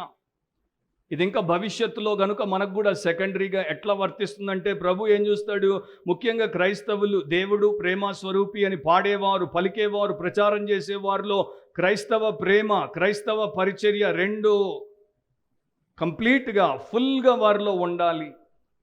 సో అట్లా ఉన్నప్పుడు వారు ఈ రకమైనటువంటి గొప్ప అంశమును కలిగినటువంటి నీతిమంతులుగా, దేవుడి చేత ఆశీర్వదింపబడినటువంటి వారిగా, గొర్రెలుగా ఉంటారు.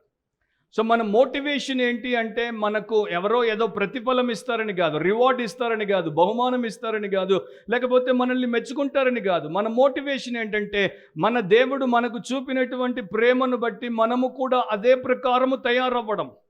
ఆయన మనలో ప్రేమ అనే విత్తనాన్ని పెట్టాడు. మనం ప్రేమ అనేటువంటి మొలకను, ప్రేమ అనేటువంటి ఫలమును తీసుకురావాలి. లేకపోతే విత్తనం వ్యర్థమైపోతుంది.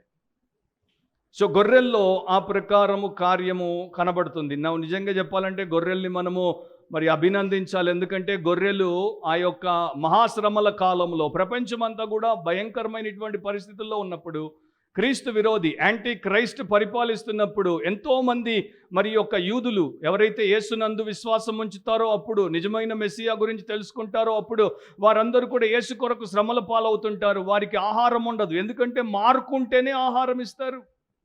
వారికి నీళ్ళు ఇవ్వరు ఎవరు, ఒక బాటిల్ నీళ్లు కూడా ఇవ్వరు. ఎందుకంటే మార్కుంటేనే నీళ్ళు ఇస్తారు, మార్కుంటేనే ఉద్యోగము. ఆ బీస్ట్ యొక్క మార్క్ 666 లేకపోతే ఇంకొకటో వాట్ ఎవర్ ఇట్ ఈస్, అది ఉంటేనే వారికి జీవనము. లేకపోతే వారిని తీసుకెళ్ళి జైల్లో వేయచ్చు, లేకపోతే వారికి ఎన్నో రకాలైనటువంటి ఇబ్బందులు ఉండొచ్చు. అట్లాంటి కష్టతరమైనటువంటి సమయంలో, ప్రాణాలు పోయేటువంటి పరిస్థితుల్లో ఈ గొర్రెలు అంటే ఈ యొక్క జెంటైల్ నేషన్స్లో ఉన్నటువంటి వారు, వీరు కూడా దేవుడి వైపు తిరిగి క్రీస్తును బట్టి ఈ ప్రకారం వారు చేయుట ఎంత గొప్ప విషయమో చూడండి. సో క్రైస్తవులు నిజంగా సిగ్గుపడాలి. ఆ టైంలో వారు అట్లా చేయబోతున్నారని ప్రభువు చెప్తున్నాడంటే, ఈ టైంలో మేము ఇంకెంత చెయ్యాలి? 10 times మోర్ చెయ్యాలి. కానీ వారితో మనం పోలిస్తే 1 time కూడా చేయమేమో. మార్టిన్ లూథర్ అందుకే అంటాడు, జర్మన్లారా అంటే తన ప్రజలను అంటున్నాడు, తన దేశస్తులు అంటున్నాడు. వారికే మొదట ఆయన సువార్తనిచ్చాడు, బైబిల్ని జర్మనీలో ఇచ్చాడు. ఆయన అంటాడు, జర్మన్లారా సిగ్గుపడండి, మీకన్నా మంచి తుర్కులు, సిరియన్లు చేస్తారు అని. అంటే టర్కీకి సంబంధించిన వారు అండ్ సిరియాకి సంబంధించిన వారు ఈ బైబిల్ లేకుండా మీకన్నా మంచి చేస్తారు, సిగ్గుపడండి అని జర్మన్లను ఎప్పుడో అన్నాడు. నేను దాన్ని మీకంటే మీరేమీ బాధపడాల్సిన అవసరం లేదు, ఇంకా అనలేదు నేను, కానీ అట్లా అప్లై చేస్తున్నాను. ఇంప్లాయిడ్ అనమాట, అనకుండానే ఆలోచించండి.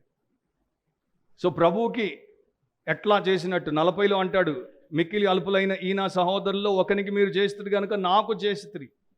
అపోస్తలుల కార్యముల్లో 9వ అధ్యాయంలో మనందరికీ తెలుసు, చాలా గొప్ప ఇన్సిడెంట్ అక్కడ ఉంటుంది. దమస్కు మార్గంలో అపోస్తలులైనటువంటి పౌలు, ఇంకా అప్పుడు సౌలు ఆయన యేసుక్రీస్తుని ఎదుర్కొంటాడు. యేసుక్రీస్తుని ఎదుర్కొన్నప్పుడు ఒక ప్రశ్న అడుగుతాడు, నీవు ఎవరవు అని. సో అప్పుడు ప్రభు ఏం జవాబు చెప్తాడో చూడండి.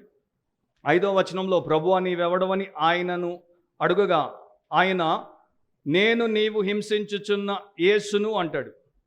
సో యేసునైతే ఎప్పుడు పౌలు చూడలేదు, యేసును ఎప్పుడు ఆయన దాడి చేసి గాయపరచలేదు.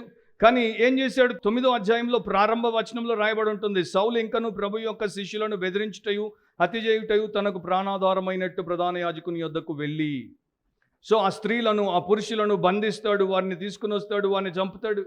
అంటే వారికి చేస్తే యేసుకు చేసినట్టు, వారికి హాని తలపెడితే యేసుకు హాని తలపెట్టినట్టు, యేసును హింసించినట్టు. సో వారికి మేలు చేశారు కనుక ఈ యొక్క నీతిమంతులతో అంటున్నాడు, వీరికి మీరు చేశారు కనుక నాకు చేసినట్టు. 16th centuryలో ఒక సేవకుడు, ఆయన పేరు హెన్రీ బారోవి. అండ్ ఈయనకి ఇంకొక క్రైస్తవ స్నేహితుడు సేవకుడు జాన్ గ్రీన్వుడ్ని జైల్లో పెట్టారు. ఎందుకు జైల్లో పెట్టారు? ఎందుకంటే ఆయన లైసెన్స్ లేకుండా బోధ చేస్తున్నాడు. ఆ రోజుల్లో డ్రైవింగ్ లైసెన్స్ లాగానే ప్రీచర్కి లైసెన్స్ ఉండేది. లైసెన్స్ లేకపోతే నీవెవరికి బోధ చేయకూడదు. ఈ రోజుల్లో మళ్ళీ అట్లాంటి లైసెన్స్ పెట్టాలని నేను ప్రార్థన చేస్తున్నాను. ఎందుకంటే లైసెన్స్ లేని నాన్ సెన్స్ ప్రీచర్లు కుప్పలు తెప్పలైపోయారు మనకి.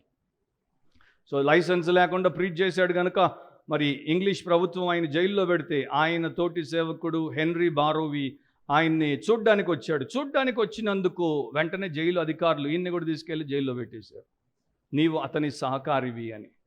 సో ఇతడు జైల్లో ఉన్నాడు. తర్వాత ఏం చేశారంటే, జాన్ గ్రీన్వుడ్ మారట్లేదని అతన్ని చంపేశారు, అతన్ని ఎగ్జిక్యూట్ చేశారు. కానీ హెన్రీ బారోవి ఆ యొక్క స్నేహితుడి కొరకు జైలుకి వెళ్ళాడు. సో దాన్ని మనం ఎట్లా తీసుకుంటామంటే, యేసు కొరకు ఆయన చేశాడు, అతనికి చేసింది యేసుకి చేసినట్టే. 40వ వచనంలో మరొక విషయాన్ని నేను మీకు చూపించాలి. అందుకు రాజు, మిక్కిలి అల్పులైన ఈ నా సహోదరులలో ఒకనికి మీరు చేస్తుంది కనుక నాకు చేస్తుందని నిశ్చయముగా మీతో చెప్పుచున్నానని వారితో అనను. సో ఈ నా సహోదరులలో అని అంటున్నాడు. ఆ సహోదరులు ఎవరు అనేది కూడా ఒక డిబేట్ అనమాట. దాని మీద కూడా చాలా డిబేట్ జరిగింది. ఆ బ్రదర్స్ ఎవరు?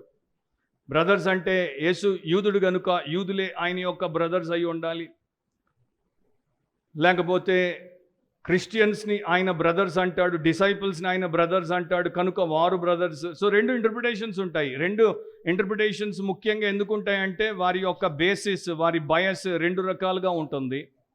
కొంతమంది ఒక థియాలజీ నుండి వస్తారు, కొంతమంది ఇంకొక థియాలజీ నుండి వస్తారు, కవనెంట్ నుండి వస్తారు, డిస్పెన్సేషనలిజం నుండి వస్తారు. సో ఈ 2 వేరు వేరు కనుక ఈ రెండిటి నుండి వచ్చినటువంటి పండితులు 2 రకాలుగా వేరుగానే ఇంటర్ప్రిట్ చేస్తారు. ఎందుకంటే వీరి యొక్క ఎండ్ వేరుగా ఉంటుంది కనుక ఎండ్ ఎట్లా ఉండాలో అట్లాగే వీరు దీన్ని ముందు నుండి తీసుకుని పోతారు. సో అది మనము థియాలజీలో తెలుసుకుంటే మనకి బైబిల్ ఇంటర్ప్రిటేషన్లో దారి తప్పే అవకాశం ఉండదు. సింపుల్గా నేను మత్తయి సువార్తలోనే మీకు చూపిస్తాను, ఒక ఇండికేషన్ని మీకు ఇస్తాను. సహోదరులు ఎవరై ఉండొచ్చు? అఫ్కోర్స్ యూదులు ఆయన సహోదరులు, దాన్ని మనం కాదనలేం. కాకపోతే ఆయన ఎవరిని సహోదరులు అన్నాడు అనేది కూడా చూద్దాం. మత్తయి సువార్త 12వ అధ్యాయం 48, 49, 50. అందుకు ఆయన తనతో ఈ సంగతి చెప్పిన వాని చూచి, నా తల్లి ఎవరు, నా సహోదరులు ఎవరు అని చెప్పి తన శిష్యుల వైపు చెయ్యి చాపి, ఇదిగో నా తల్లియు నా సహోదరులను, పరలోకమందున్న నా తండ్రి చిత్తము చొప్పున చేయువాడే నా సహోదరుడును నా సహోదరియు నా తల్లియు నేను. సో యేసుప్రభు ఎవరిని సహోదరులు అంటున్నాడు? ఎవరు ఆయనకి స్పిరిచువల్ బ్రదర్స్, సిస్టర్స్, మదర్స్? పరలోకమందున్న నా తండ్రి చిత్తము చొప్పున చేసేవారే ఆయనకి బ్రదర్స్, సిస్టర్స్ అండ్ మదర్స్. మళ్ళా మత్తయి సువార్త 28వ అధ్యాయం 10వ వచనంలో కూడా గమనిస్తే, యేసు భయపడకుడి, మీరు వెళ్ళి నా సహోదరులు గలిలయకు వెళ్ళవలననియు వారక్కడ నన్ను చూతురనియు వారికి తెలుపుడనెను. ఇక్కడ సహోదరులు అంటే ఆయన యొక్క శిష్యులు, ఆయన ఏర్పాటు చేసుకున్నటువంటి అపోస్తలు. సో దీన్ని బట్టి క్రిస్టియన్ ప్రీచర్స్ అంటారు, వీళ్ళందరూ క్రిస్టియన్స్ కనుక ఇది క్రిస్టియన్స్కే ముఖ్యంగా.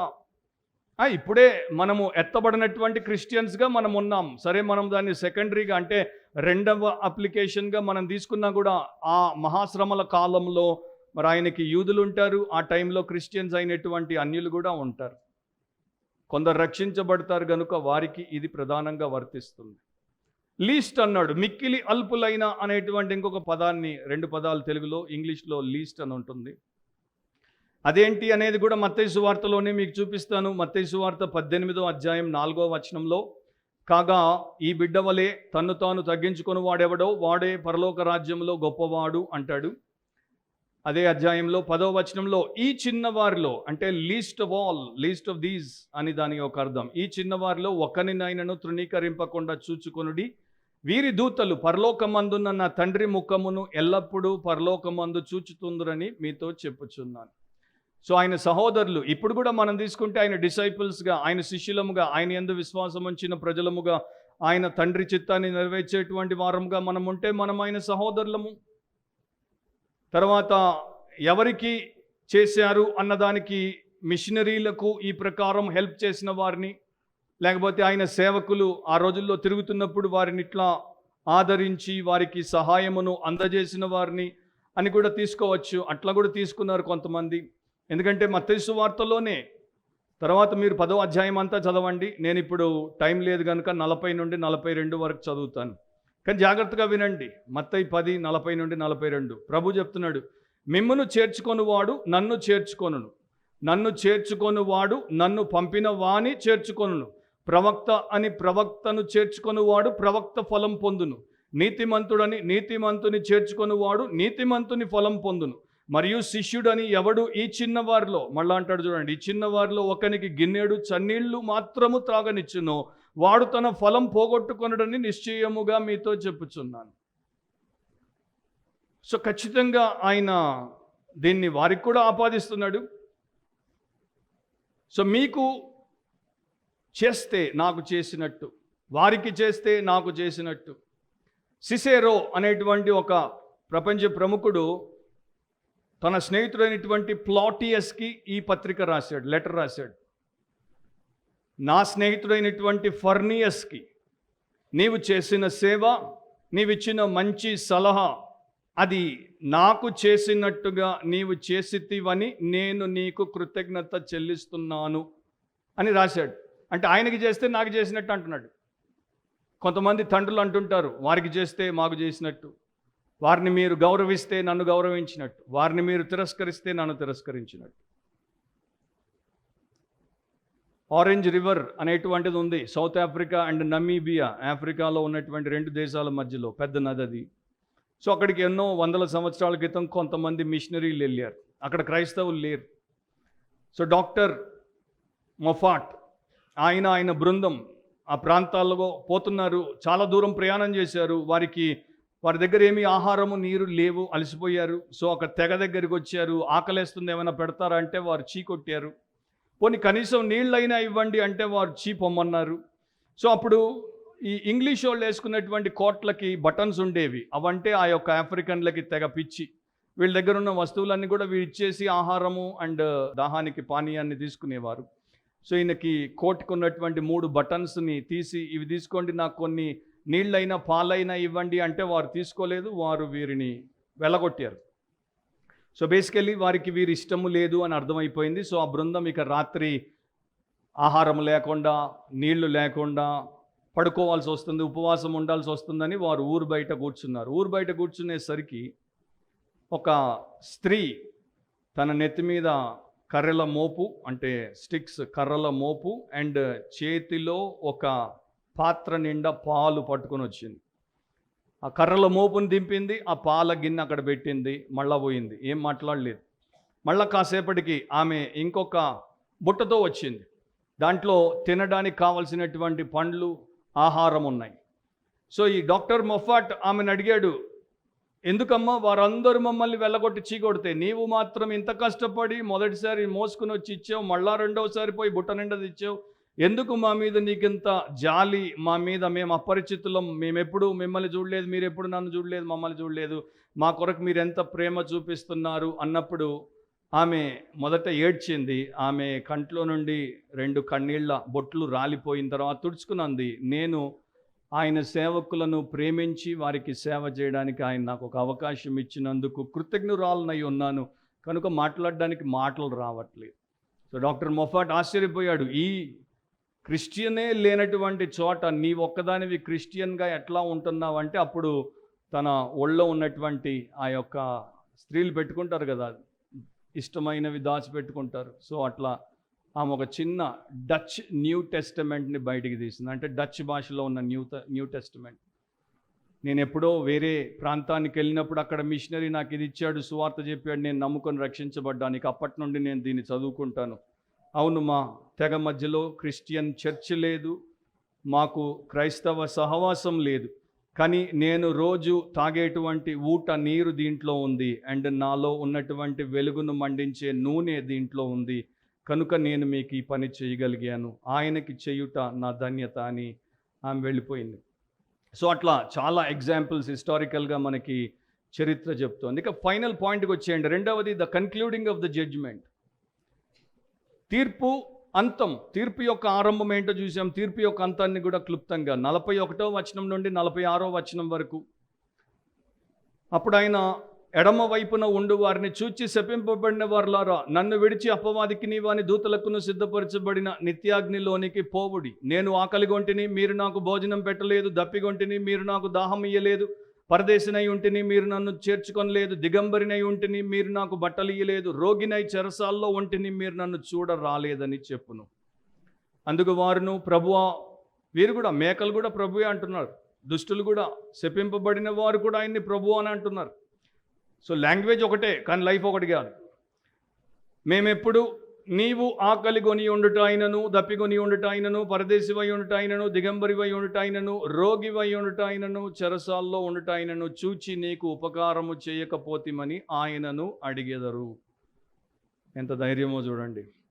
అందుకు ఆయన, మిక్కిలి అల్పులైన వీరిలో ఒకనికైనను మీరు ఈలాగు చెయ్యలేదు గనుక నాకు చేయలేదని మీతో నిశ్చయముగా చెప్పుచున్నానని వారితో అనును. సో ఆల్రెడీ మెయిన్గా నేను అక్కడ నీతిమంతుల గురించి, ఆ యొక్క వారు చేసిన పనుల గురించి కవర్ చేశాను కనుక ఇక్కడ ఆ పనులను నేను విడిచిపెడుతున్నాను. వారు చేశారు, వీరు చెయ్యలేదు, అదే తేడా. వారు ఏవైతే చేశారో వీరు వాటిని చెయ్యలేదు, అది. సో వీరిని ఏమంటున్నాడు, ఎడం వైపు ఉన్నారు కనుక, మేకలుగా ఉన్నారు కనుక శపింపబడిన వారులారా అంటాడు, కర్సడ్ అంటాడు. అంటే వీరు చెడు చేయుట కాదు, మంచి చేయనందుకు శపింపబడిన వారైపోయారు. బైబిల్లో సిన్ అనేది ప్రధానంగా 2 రకాలుగా ఉంటుంది. Sin of commission, sin of omission అంటారు. సిన్ ఆఫ్ కమిషన్ అంటే చెయ్యవద్దన్న దాన్ని చేయుట. సిన్ ఆఫ్ ఒమిషన్ అంటే చెయ్యమన్న దాన్ని చెయ్యకపోవుట. దేవుడు అంటాడు, హత్య చెయ్యొద్దు. ఎవడైనా హత్య చేస్తే అది సిన్ ఆఫ్ కమిషన్ అవుతుంది. నా పేరట నీవు ఒక చిన్నవాడికి చల్లడు గ్లాసు నీళ్లు ఇవ్వు అని చెప్పాడు. నీవు ఇవ్వకపోతే అది సిన్ ఆఫ్ ఒమిషన్ అవుతుంది. మన దృష్టిలో హత్య చాలా పెద్దది, గ్లాసుడు నీళ్ళు ఇవ్వకపోవడం చాలా చిన్నది. కానీ ఆయన అంటాడు, అది చేసినా ఇది చేసినా నువ్వు చేసింది ఆజ్ఞ అతిక్రమమే. చెయ్యొద్దన్నది చేసావు, చెయ్యమన్నది చెయ్యలేదు. So sin of commission, sin of omission 2 కూడా పాపమే. సో వీళ్ళు హత్యలు చేసిన వారు కారు, వీళ్ళు మానభంగాలు చేసిన వారు కారు, వీరు దారి దోపిడీలు చేసిన వారు కారు. వీరు ఒకరి మీద పగ పెట్టుకొని వీరు సమాధిలోనికి పోయిన తర్వాత కూడా పగ వీరిని పుచ్చిపోయేటట్టు చేస్తున్నా కూడా పగను విడిచిపెట్టని దుష్టులు కారు. వీరు ఏం చేయలేదంటే ఆహారం పెట్టలేదు, దాహం ఇవ్వలేదు, వస్త్రాలు ఇవ్వలేదు, చేర్చుకోలేదు, చూడరాలేదు, పరామర్శించలేదు. దీన్ని ఏమంటారంటే సిన్ ఆఫ్ ఒమిషన్ అంటారు. చెయ్యమన్న మంచిని చెయ్యకపోవడం. సో వీరితో ప్రభు అంటున్నాడు, డిపార్ట్ ఫ్రమ్ మీ, నన్ను విడిచి పొండి, పోవుడి. సో యేసైతే మత్తయి సువార్త 11:28 ప్రపంచమంతటికి ప్రయాసపడి భారం మోసుకొనిచున్న సమస్త జనులారా నా యొద్దకు రండి అన్నాడో, ఇప్పుడు ఇంకా రండి అంటున్నాడు. కానీ రేపు ఒక టైం వస్తుంది, వచ్చినప్పుడు పొండి అంటాడు. నా యొద్ద నుండి పొండి అంటాడు. కమ్ అంటు మీ అన్నవాడు డిపార్ట్ ఫ్రమ్ మీ అంటాడు. సో దిస్ ఈజ్ బ్యాలెన్స్ అనమాట. Anyone who says I love you can also say I do not love you. So దేవుడిలో సెంటిమెంట్ లేదు. సో నాకు నా దేవుడు చాలా నేర్పిస్తాడు. సెంటిమెంట్ ఉంటే మనము బందీలుగా మారిపోతాం. సెంటిమెంట్ లేకపోతే మనకున్నంత ఫ్రీడమ్ ఇంకెవరికి ఉండదు. దేవుడికి ఈ యొక్క ఏమంటారు, అయ్యో రమ్మన్నాను ఇప్పుడు పొమ్మనాల్సి వస్తుంది అన్న బాధ లేదు. సో వీళ్ళందరూ కూడా, ఈ మేకలందరూ కూడా ఆ రోజున శపింపబడిన వారు కనుక ఆయనతో ఉండలేరు, కనుక ఆయన దగ్గర నుండి వారు వెళ్ళగొట్టబడుతున్నారు. ఎందుకు శపించబడ్డారు అని కూడా మనం అనుకుంటే ఒక మాట నీకు జ్ఞాపకం చేస్తాను. ఆదికాండం 12:3 మొదటి భాగంలో ఇట్లా ఉంటుంది. దేవుడు అబ్రాహాముతో అంటాడు, నిన్ను ఆశీర్వదించు వారిని ఆశీర్వదించదను, నిన్ను దూషించు అని శపించదను. సో తన ప్రజలు యూదులను వీరు పట్టించుకోలేదు, వారికి ఏ రకంగా పరిచర్య చేయలేదు కనుక వీరు శపించబడినటువంటి వారి కిందకు వస్తున్నారు. ఆ నీతిమంతులకేమో రాజ్యము సిద్ధపరచబడింది. అండ్ ఇక్కడ ఈ దుష్టులకి, ఈ శపింపబడినటువంటి వారికి, అపవాదికిని వాని దూతలకును సిద్ధపరచబడిన నిత్యాగ్నిలోనికి పొమ్మంటున్నాడు. So kingdom of God was prepared and hell also was prepared, but hell was not primarily prepared for the people.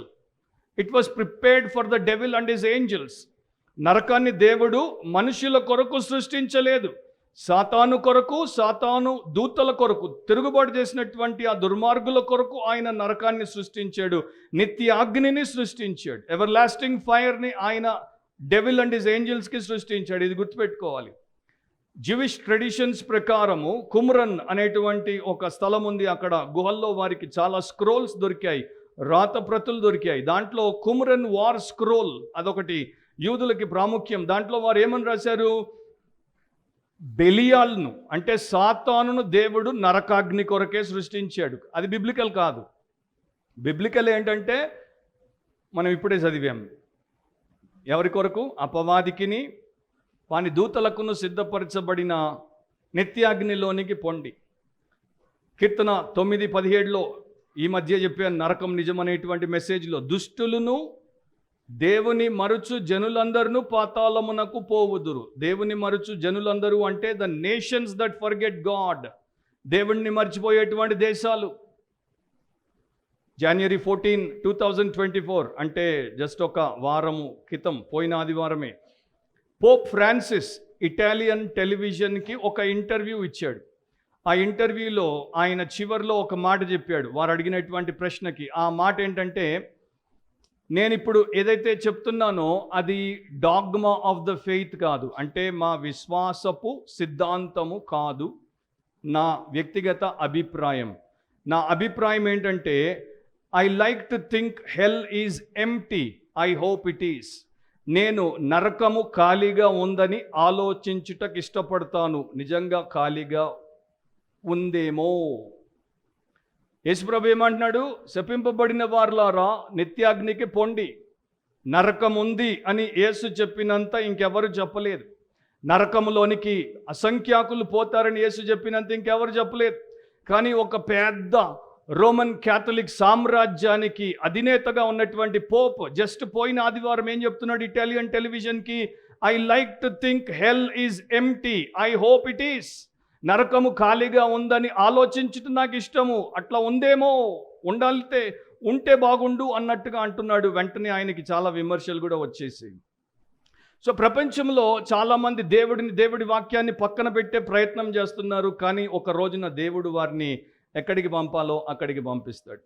So ఇక్కడ వీళ్ళు కూడా ప్రశ్నిస్తారు, టైం అయిపోతుంది కనుక నేను దాంట్లోనికి వెళ్ళట్లేదు, డీటెయిల్స్లోనికి. వీరి ధైర్యం ఏంటంటే, ఎప్పుడు నీవు ఆకలిగా ఉంటే, ఎప్పుడు నీవు దప్పిగా ఉంటే, ఎప్పుడు నీవు దిగంబరిగా ఉంటే, ఎప్పుడు నీవు పరదేశిగా ఉంటే, ఎప్పుడు నీవు రోగిగా ఉంటే, ఎప్పుడు నీవు చెరసాల్లో ఉంటే మేము చూడలేదని అడుగుతున్నారు. అంటే అటు చేసిన వారికి ఇటు చెయ్యని వారికి ఇద్దరికి కూడా అసలు ఏం జరుగుతుందో తెలియదు. బ్లైస్ పాస్కల్ అందుకే అంటాడు, ఎన్నుకోబడినటువంటి వారికి వారి యొక్క సుగుణాలు ఏంటో తెలియదు, బహిష్కరించబడినటువంటి దుర్మార్గులకు వారి పాపముల గొప్పతనం ఏంటో తెలియదు. మళ్ళొకసారి చెప్తాను, దేవుడి చేత ప్రేమింపబడినటువంటి వారికి వారిలో ఉన్నటువంటి మంచి ఏంటో తెలియదు. యేసుప్రభు ఒక చోట చెప్తాడు, మీ కుడి చెయ్యి చేసేది అంటే ఎవరికి తెలియకుండా చేయండి. దానికి కూడా కాంటెక్స్ట్ ఉంది. సో చెడ్డవారికి వారి పాపం ఏంటో తెలియట్లేదు, మంచి వారికి వారి మంచితనం ఏంటో తెలియట్లేదు అన్నాడు బ్లైస్ పాస్కల్. అండ్ వీరికి తెలియకపోవడానికి కారణం ఏంటంటే, వీరికి యేసుక్రీస్తు తెలియదు. ఈ మేకలకు యేసుక్రీస్తు తెలియదు. ఈ మేకలకు యేసుక్రీస్తు ప్రభు పట్ల విశ్వాసం లేదు, విధేయత లేదు. యేసుని గురించి వారు పట్టించుకోలేదు, ఆలోచించలేదు, నిర్లక్ష్యం చేశారు. కనుక యేసు పేరట వచ్చినటువంటి ఆయన సహోదరులకు, మిక్కిలి అల్పులైనటువంటి వీరికి వీరేమీ చెయ్యలేదు. సో ఈ మాథ్యూ 25లో ఆయన 3 ఉపమానాలు, చివరిది ఉపమానం కాదు కానీ అందరూ ఉపమానం కింద పెట్టారు కనుక నేను చెప్తున్నాను. ఈ 3 ప్రభు మనకేం చెప్తున్నాడు? మొదటి ఉపమానంలో ఆయన ఏం చెప్పాడు? Wise virgins wait. బుద్ధిగల కన్యకలు కనిపెడతారు నా రాక కోసం. రెండో ఉపమానంలో ఏం చెప్పాడు? Good servants serve. మంచి సేవకులు సేవ చేస్తారు. ఇక మూడో దాంట్లో తీర్పు గురించి చెప్పబడినటువంటి సత్యంలో ఏం చెప్తున్నాడు? Sheep show practical love. గొర్రెలు నిజముగా ఆచరణయుక్తమైనటువంటి ప్రేమను చూపిస్తారు.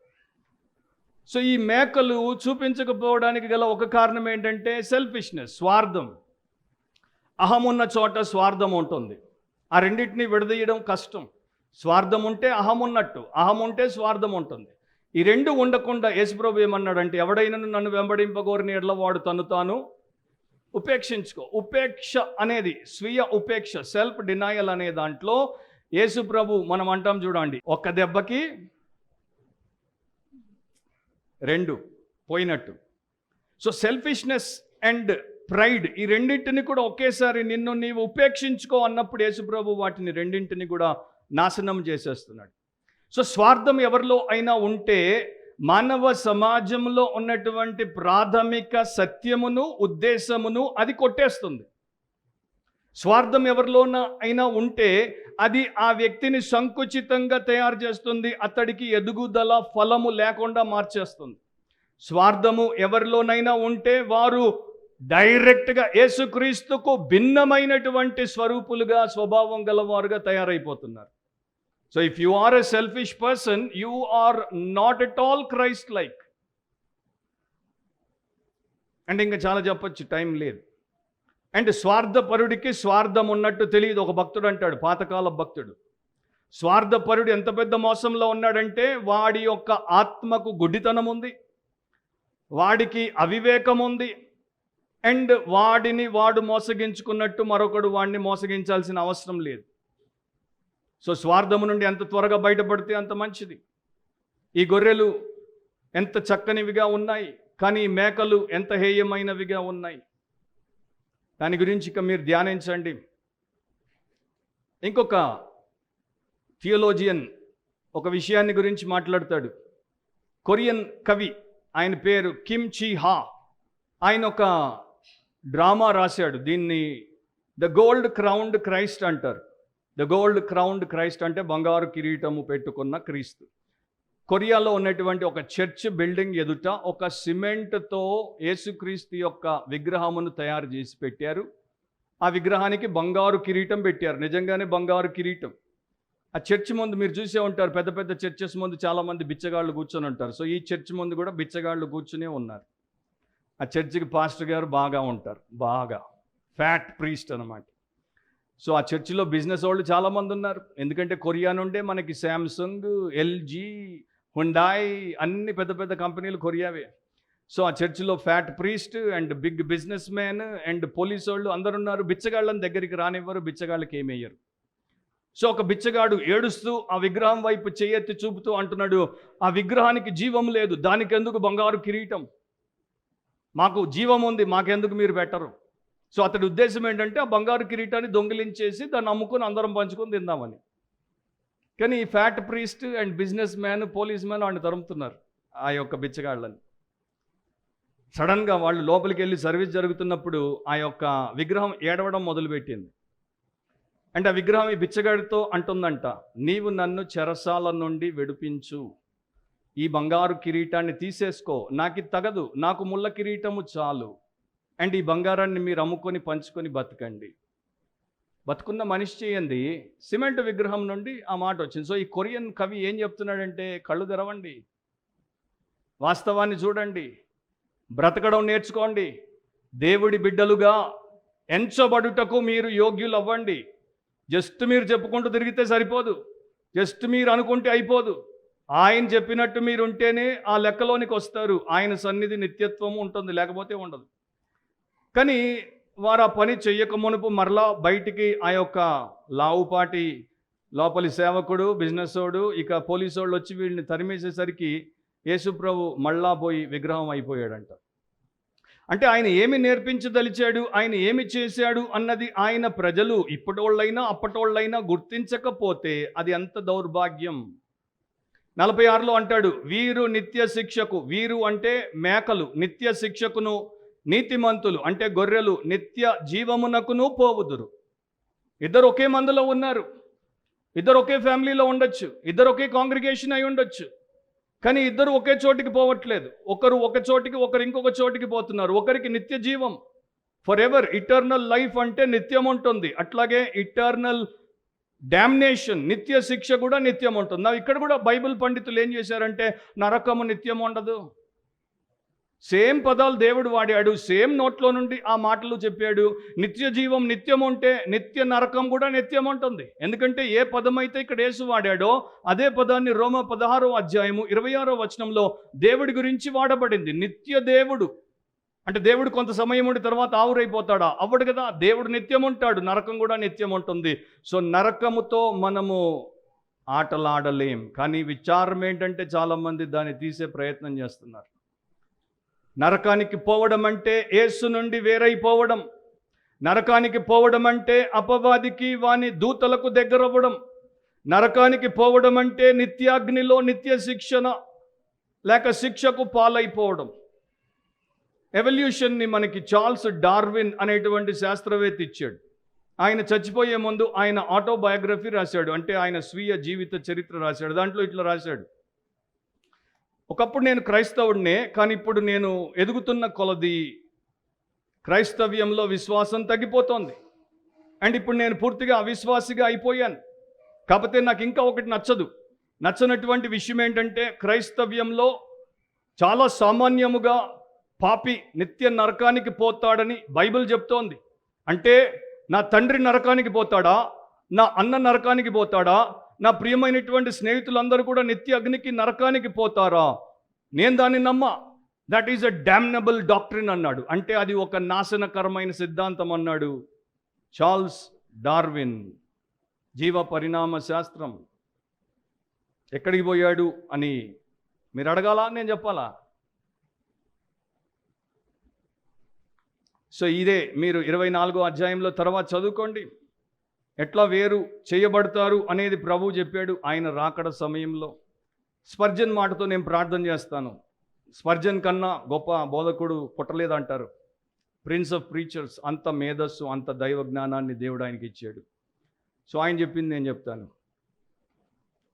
ఇద్దరు ఒక పొలంలో పని చేస్తుంటారు. ఒకరు ఎత్తబడతారు, ఒకరు ఎత్తబడరు. ఇద్దరు అదే నాగలి దగ్గర ఉన్నారు. ఇద్దరు అవే ఎడ్లను తోలుతున్నారు. కానీ ఒకడు ఆయన కుడి వైపున, ఒకడు ఆయన ఎడమ వైపుకి వెళ్ళిపోతాడు. ఒకే బెంచ్ని ఇద్దరు వడ్రంగులు చేస్తున్నారు. ఒకే పనిముట్లతో చేస్తున్నారు. కానీ సడన్గా ఒకడు వెళ్ళిపోతాడు, ఒకడు మిగిలిపోతాడు.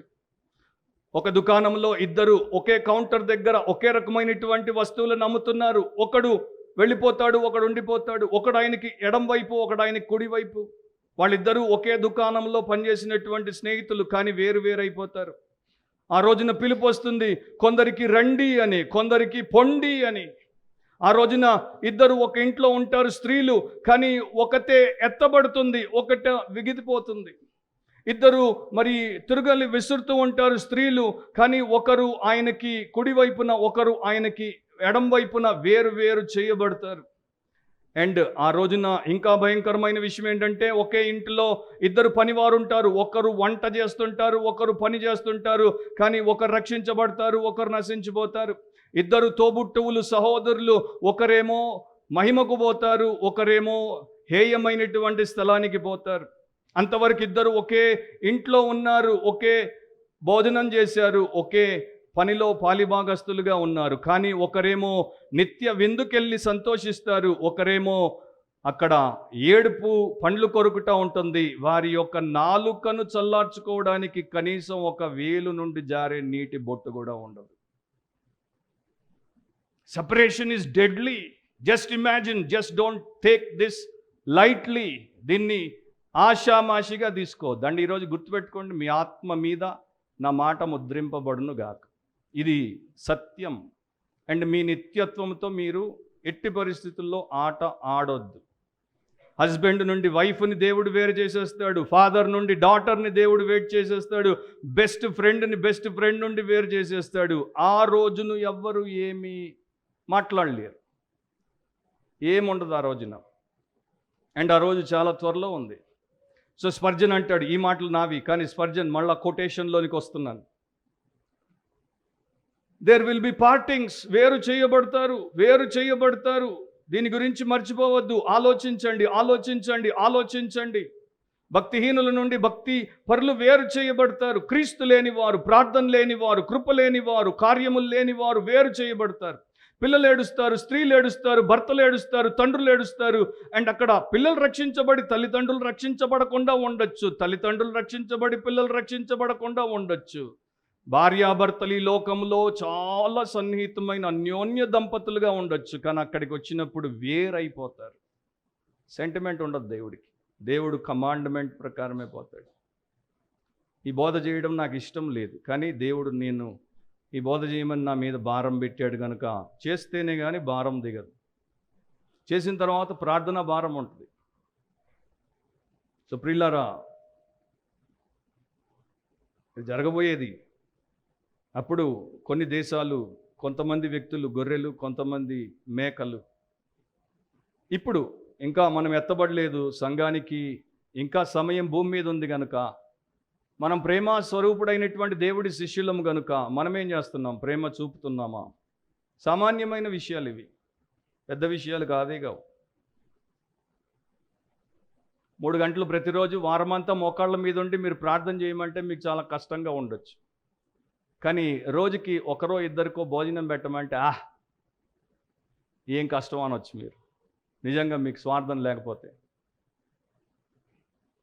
సో మన మీద ఖర్చు మనం తగ్గించి ఇతరులకు ఖర్చు పెడితే అది బ్రతుకు అంటారు దాన్ని. కానీ మనిషి అట్లా చేయడానికి చాలా టైం తీసుకుంటాడు. తలంచండి.